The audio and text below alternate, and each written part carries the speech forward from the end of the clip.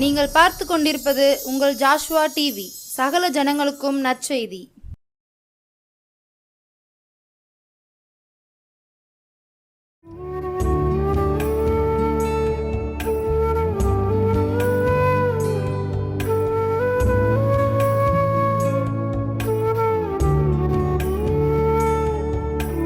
கர்த்தரும் உலக இரட்சகருமாகிய கிறிஸ்து இயேசுவின் நாமத்தினாலே ஜோஸ்வா டிவி நேயர்களே, உங்களை சந்திப்பதிலே மிகவும் சந்தோஷம்.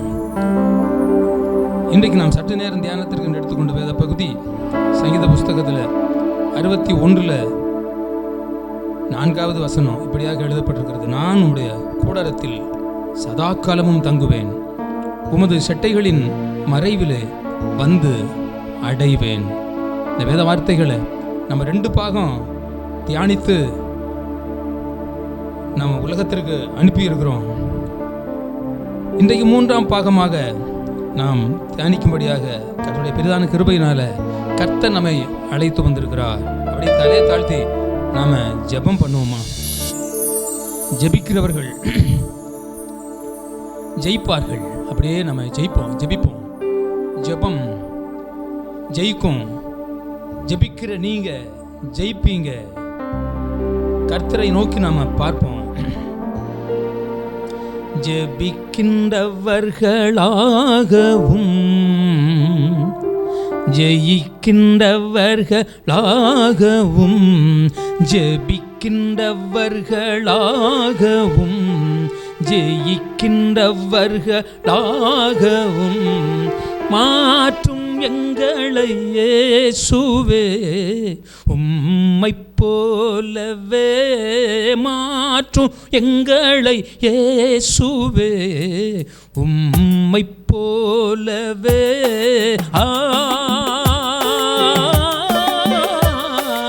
மாற்றும் எங்களை இயேசுவே, உம்மை போலவே மாற்றும் எங்களை இயேசுவே, உம்மை போலவே. இஸ்ரவேலின் பரிசுத்தரே, சர்வ பூமி முழுவதுக்கும் ஆண்டவரே, கொஞ்ச நேரம் வேத வார்த்தைகளை தியானிக்கும்படியாக வந்திருக்கிறோம்.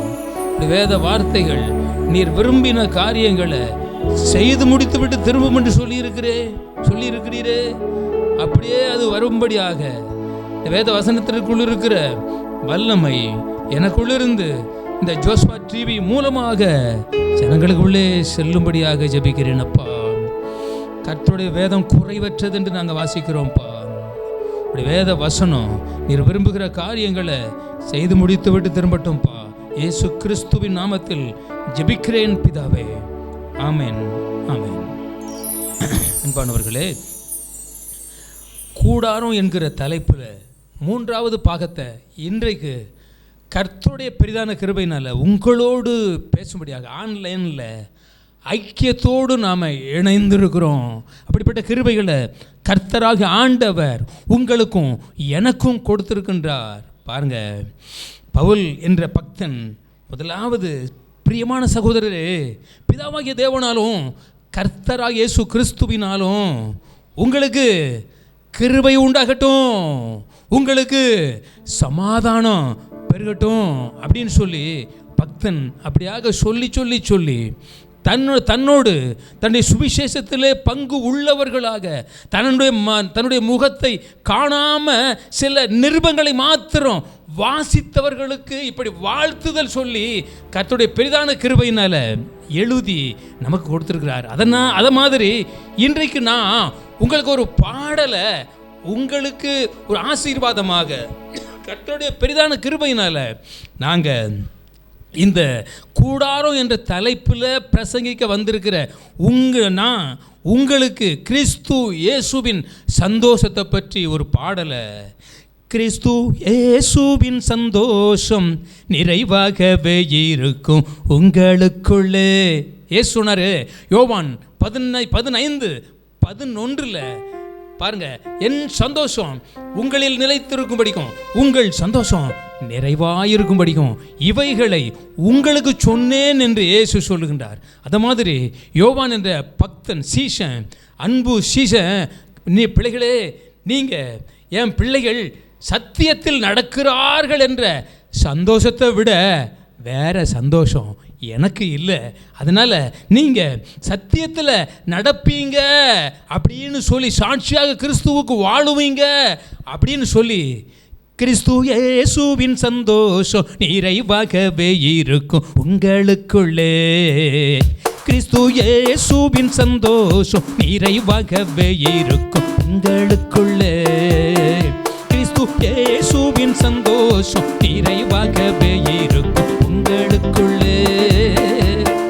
இப்பொழுதும் எப்பொழுதும் என்றென்றைக்குமே, இப்பொழுதும் எப்பொழுதும் என்றென்றைக்குமே கிறிஸ்து இயேசுவின் சந்தோஷம் நிறைவாகவே இருக்கும் உங்களுக்குள்ளே.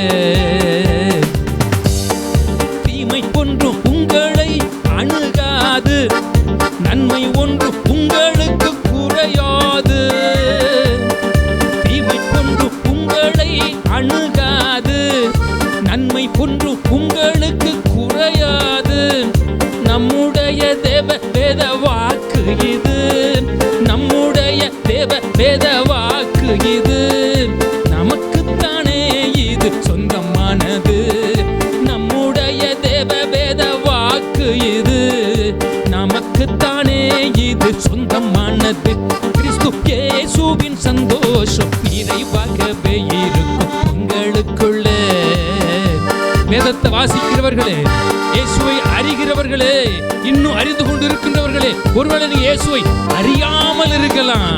இந்த ஜோஷுவா டிவி மூலமாக ஒருவேளை நீ யதார்த்தமா பார்க்கலாம். உங்களுக்குள்ள ஒரு சந்தோஷம் கிறிஸ்து இயேசு நாமத்தினாலே. கிறிஸ்து இயேசுவின் சந்தோஷம் நிறைவாகவே இருக்கும் உங்களுக்குள்ளே. பிரியமானவர்களே, உங்களை கர்த்தர் ஆசீர்வதிப்பாராக. ஜோஷுவா டிவி மூலமாக சங்கீர்த்தன வார்த்தையின் நேரத்தின் வழியாக உங்களை சந்திப்பதில் ரொம்ப ரொம்ப மகிழ்ச்சி. என்னுடைய சந்தோஷம் உங்களில் நிறைவாய் இருக்கும் என்று சொல்லுகிறார். காரணம், நம்ம கர்த்தருடைய கூடாரத்திற்குள்ள இருக்கிறோம். கர்த்தருடைய மேகம் தங்குகின்ற கூடாரத்திற்குள்ள இருக்கிறோம். கர்த்தருடைய அக்கினி தங்குகின்ற கூடாரத்திற்குள்ள இருக்கிறோம். அல்லேலூயா. அதனால தான் உங்களுக்கு இப்படிப்பட்ட மேன்மையான ஒரு மகிழ்ச்சியான சந்தோஷமான வார்த்தைகளை கர்த்தர் உங்களுக்கு கொடுத்திருக்கிறார். பாருங்க, இந்த வசனத்தில், இந்த 61:5, தேவனே, நீர் என் பொருத்தனைகளை கேட்டீர், உமது நாமத்திற்கு பயப்படுகிறவர்களின் சுதந்திரத்தை எனக்கு தந்தீர் என்று இங்கே வாசிக்கிறோம். நாம் இதை கடந்த செய்தியில் நாம் வாசித்து தியானித்திருக்கிறோம். இன்றைக்கும் அதிலிருந்தே நம்ம தொடரப்போகிறோம். நானும் உடைய கூடாரத்தில் சதா காலங்களிலும் தங்குவேன், உம்முடைய செட்டைகளின் மறைவினிலே வந்து நான் அடைவேன். கர்த்தருடைய மகிமை தங்கும் கூடாரம், கர்த்தருடைய வல்லமை தங்கும் கூடாரம், கர்த்தருடைய அக்கினி தங்கும் கூடாரம். நானும் உடைய கூடாரத்தில் சதா காலங்களிலும் தங்குவே. பொருத்தனைகளை செலுத்துகின்றேன் உமது பரிசுத்தவான்கள் சபைகளிலே.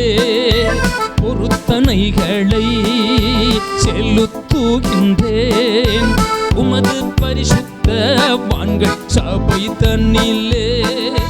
உமது நாமத்துக்கு பயந்தவர்களுடைய, உமது நாமத்திற்கு பயந்தோர்களுடைய சுதந்திரத்தை தருவீரையா நீர் எனக்கு. சுதந்திரத்தை தருவீரையா நீர் எனக்கு. கர்த்தருடைய மனமை தங்கும் கூடாரம், கர்த்தருடைய மகிமை தங்கும் கூடாரம், கர்த்தருடைய மேகம் தங்கும் கூடாரம், நான் உம்முடைய கூடாரத்தில் சதா காலங்களிலும் தங்குவேன், உம்முடைய செட்டைகளின் மறைவினிலே வந்து நான் அடைவேன். ஒரு வசனத்தை கூட நான் வாசிக்க ஆசைப்படுகிறேன். சங்கீத புஸ்தகத்தில் 27வது சங்கீதத்தில் இப்படியாக 5 இங்கே எழுதப்பட்டிருக்கிறது, தீங்கு நாளில் அவர் என்னை தம்முடைய கூடாரத்தில் மறைத்து, என்னை தமது கூடார மறைவிலே ஒளித்து வைத்து என்னை கன்மலையின் மேல் நிறுத்துவார். பாருங்க, இந்த 27வது சங்கீதம் ஒரு விசேஷித்த சங்கீதம்.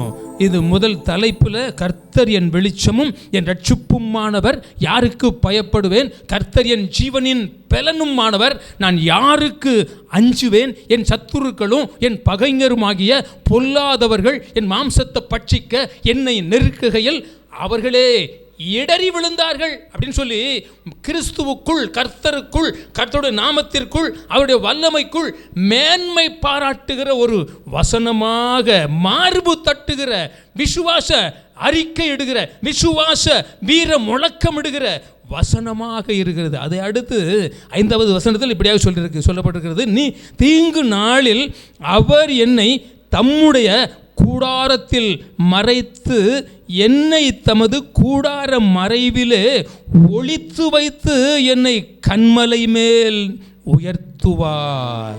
கர்த்தருடைய கூடாரத்திற்கு வந்திருக்கிற உங்களுக்கும் எனக்கும் ஒரு மறைவு இருக்கிறது. கர்த்தர் தங்குகின்ற கூடாரத்தில் அந்த மறைவு இருக்கின்றது. எதற்காக? தீங்கு நாளில். ஏன்னா இந்த உலகம் பொல்லாங்கனுக்குள்ள கிடக்கிறது என்று நம்ம வாசிக்கிறோம். உலகத்திலே உபத்திரவம் உண்டு என்று இயேசு சொன்னார். உம்முடைய வார்த்தைகளை நான் அவர்களுக்கு கொடுத்தேன், நான் உலகத்தான் அல்லாதது போல் அவர்களும் உலகத்தார் அல்ல, ஆதலால் உலகம் அவர்களை பகைக்கிறது. நீர் அவர்களை உலகத்திலிருந்து எடுத்து கொள்ளும்படி நான் உம்மை வேண்டிக் கொள்ளாமல், நீர் அவர்களை தீமையினின்றி காத்து கொள்ளும்படி நான் உம்மை வேண்டிக் கொள்ளுகின்றேன் என்று யோவான் சுவிசேஷம் 17வது அதிகாரத்தில் இப்படியாக 12வது வசனத்தில் இயேசு சொல்லியிருக்கிறாரு. அதனால இந்த உலகம் தீங்கு நிறைந்த உலகம். ஏன்னா ஏன் சொல்லிட்டாரு? ஏன்னா மாமியாருக்கு விரோதமாக மருமகள் இருப்பா, மருமகளுக்கு விரோதமாக மாமியார் இருப்பா, தகப்பனுக்கு விரோதமாக பிள்ளைங்க, இப்படி தாய்க்கு விரோதமாக மகள், இப்படி குடும்பத்தில் பிரிவு உண்டாயிருக்கும் என்று ஏசு சொல்லியிருக்கிறார். அதனால் அது நிமித்தம் தீமை வருகின்ற போது குடும்பத்தின் நிமித்தம், தொழில்களின் நிமித்தம், படிப்பின் நிமித்தம், வேலைகளின் நிமித்தம், வியாபாரங்களின் நிமித்தம், விவசாயங்களின் நிமித்தம் விரோதங்கள், பகைகள், பொறாமைகள் வந்து அது தீமையை கொண்டு வருகின்ற, தீமை என்கின்ற ஒரு ஆயுதத்தை கொண்டு வரக்கூடியவைகளாக இருக்கிறது. ஆயிலும் உலகத்தாரை விட கிறிஸ்துவுக்குள் வாழுகின்ற இன்னொரு வாழ்க்கை எனக்கு உண்டு என்று நம்புகின்ற ஒவ்வொருவரும் உலகத்தால் பகைக்கப்படுவாங்கன்னு சொல்லி இயேசு சொல்லியிருக்கிறார். காரணம் என்ன? நமக்கு தீமை வருவதற்கு வாய்ப்பு இருக்க மாதிரி தெரியும். 99% வந்துடலான்னு சொல்லி இருக்கும், எல்லாம் சரியாக அமைத மாதிரி தீங்கு வந்துருமோன்னு சொல்லி வரக்கூடிய அளவுக்கு இருக்கிற வேளையில் இயேசு சொன்னார் இல்லையா, யோவான் 17 உம்முடைய வார்த்தைகளை நான் அவர்களுக்கு கொடுத்தேன், நான் உலகத்தான் அல்லாதது போல் அவர்களும் உலகத்தார் அல்ல, அதலால் உலகம் அவர்களை பகைக்கிறது. நீர் அவர்களை உலகத்திலிருந்து எடுத்துக்கொள்ளும்படி நான் உம்மை வேண்டிக் கொள்ளாமல், நீர் அவர்களை தீமையினின்றி, பார்த்தீர்களா, தீமையினின்றி காத்து கொள்ளும்படி நான் உம்மை வேண்டிக் கொள்ளுகின்றேன். நீங்கள் பக்தனாகிய தாவீது சொல்லுகின்றான், பாருங்க, தீங்கு நாள்ல கர்த்தர் என்னை தம்முடைய கூடாரத்தில் மறைத்து என்னை தமது கூடார மறைவிலே ஒளித்து வைத்து என்னை கண்மலை மேல நிறுத்திடுவாரு, உயர்த்திடுவாரு அப்படின்னு சொல்லி பக்தன் தாவீது சொல்லி இருக்கிறான். ஆனால் இயேசு உங்களுக்காக, இது பழைய ஏற்பாட்டு பரிசுத்தவான்களுடைய விசுவாசம், புதிய ஏற்பாட்டு பரிசுத்தவான்களாகிய உங்களுடைய என்னுடைய விசுவாசத்திற்கு ஆதரவாக, அடைக்கலமாக, ஒத்தாசையாக இயேசு இந்த பூமியில் சுற்றி திரிகின்ற போது யோவான் 17 உங்களுக்காக எனக்காக உம்முடைய வார்த்தைகளை நான் அவங்களுக்கு கொடுத்துட்டேன், அதனால அவங்க உலகத்தார் அல்ல, யாரையும் பகைக்க விடாதிரும், பகைக்காங்க, அதனால நீர் உலகத்திலிருந்து எடுத்துக்கொள்ளும்படி நான் உம்மை வேண்டிக் கொள்ளாம நீர் அவர்களை தீமை நின்றி. இயேசு ஜெபித்த ஜெபம் இது பாருங்க. இந்த ஜெபம் என் காதுல ஒலிச்சுக்கிட்டே இருக்கு பாருங்க. நான் உலகத்தான் அல்லாதது போல அவர்களும் உலகத்தார் அல்ல, பகைக்கக்கூடிய உலகத்தில் வாழுகின்ற என் சீடர்கள், என் சிநேகிதர்கள், என் இரத்தத்தால் தோன்றினவர்கள் என்று இயேசு கிறிஸ்து தீமை நின்றி காக்கும்படியாக நமக்காக ஜெபம் பண்ணிட்டு போயிருக்கிறாரு. அந்த ஜெபம் இன்றைக்கும் உலகமெங்கும் ஒலித்து கொண்டே இருக்கிறது பாருங்க. யோவான் சுவிசேஷம் விசேஷித்த இந்த 17வது அதிகாரம். அதனால் இந்த வேத வசனத்தெல்லாம் நீங்கள் மனப்பாடம் பண்ணுவீங்களா? மனப்பாடம் பண்ணுகிற போது தான் உங்களுடைய வார்த்தைகளை நான் அவர்களுக்கு கொடுத்துருக்கிறேன் அப்படின்னு சொல்லி இயேசு பிதாவை நோக்கி நமக்காக ஜெபம் பண்ணார். வேத வசனத்தை நீங்கள் வாசிக்காட்டா இதை சுதந்திரிக்க முடியாது. வேத வசனத்தை உங்கள் இருதய பலகையில் பதிக்காட்டா, இதை ஞாபகப்படுத்தாமல் இருந்தா, இதை தியானிக்காமல் இருந்தீங்கன்னா, இந்த வேத வசனத்தை இதய பலகையில் எழுதி இரவும் பகலும் அதை நீங்கள் ஓயாமல் நினச்சிக்கிட்டே இருங்களேன். தீமைக்கு நீங்கள் விலக்கப்படுவீங்க. உங்களுக்கு கர்த்தருடைய கூடாரத்தில் தீமைக்கு விலக்குகிற ஒரு மறைவு இருக்கிறது. ஜெபம் என்கின்ற ஒரு அடைக்கலம் உங்களுக்கும் எனக்கும் உண்டாயிருக்கிறது. அதனால் தீங்கு நாளில் அவர் என்னை தம்முடைய கூடாரத்தில் மறைச்சிருவாரு, ஒளித்து வைத்திருவாரு, கண்மலை மேலே என்ன உயர்த்திடுவார், கண்மலை மேலே என்னை உயர்த்திடுவார். அந்த உயர்வை கர்த்தர் உங்களுக்கு கொடுப்பார். வாழ வைத்தார், என்னை வளர வைத்தார், வாழ வைத்தார், என்னை வளர வைத்தார், கண்மலை மேல் என்னை உயர்த்தி வைத்தார்,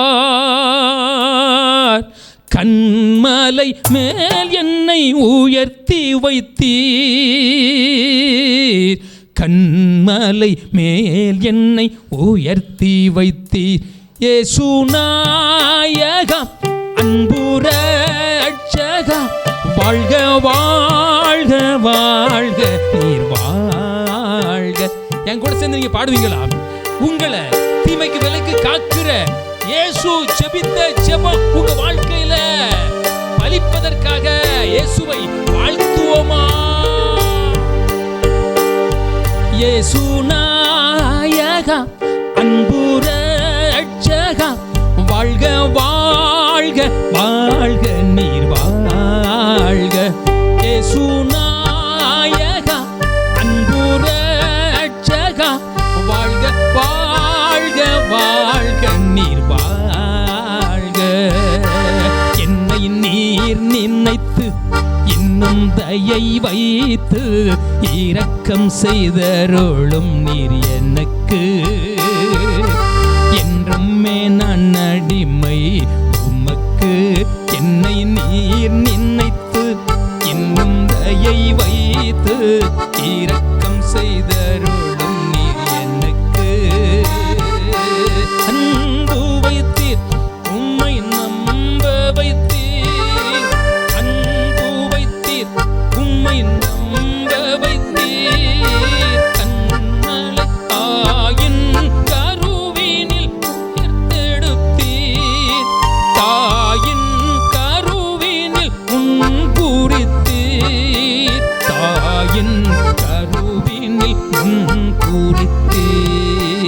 இப்படியாக ஆண்டவர் இயேசு ஜெபம் பண்ணி தீமைகளுக்கு உங்களை விலக்கி காத்துக்கிட்டே இருக்கிறார். அந்த ஜெபம் உங்களுக்காக அவர் ஜெபித்த ஜெபம் இந்த உலகத்துல ஒலிச்சுக்கிட்டே இருக்கு. நானும் ஜோசுவா டிவி நேயர்களே உங்களுக்காக இந்த வார்த்தையை சொல்லி சொல்லி சொல்லி நான் ஜெபம் பண்ணுவேன்.